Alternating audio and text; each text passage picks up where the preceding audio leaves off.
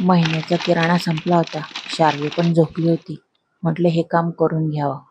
मग काही साबण संपले का, तांदूळ गहू संपले का, डाळी संपले का, मसाले संपले का, सगळे डबे पाहायला सुरुवात केली. एक एक डबा पाहून घेतला आणि इकडे यादी करायला सुरुवात केली. हे सर्व करता करता संध्याकाळ कशी झाली कळालंच नाही. तोपर्यंत शार्वी पण उठली.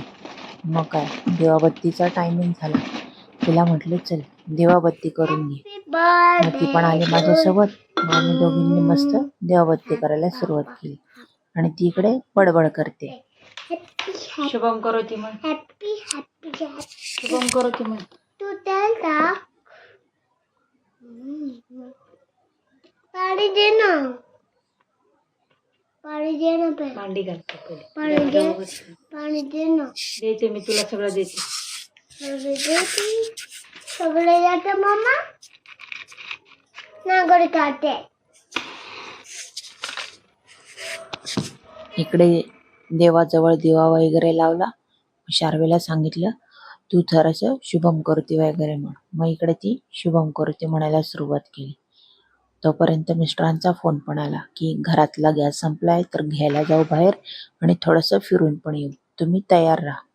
मग काय, दिवाबत्ती झाल्यानंतर थोडंसं आम्ही तयार झालो आणि थोडंसं नाश्ता केला. नमस्कार. दिवा ठेवला तुळशीपाशी, उजेड पडला तुळशीपाशी, माझा नमस्कार सर्व देवांपाशी. तिळाचं तेल कापसाची वात दिवा जळ. आज घरात गॅस संपला होता म्हणून काहीच खायला नव्हतं.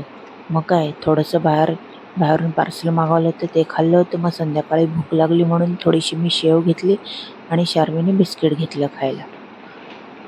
तोपर्यंत मिस्टर पण आले.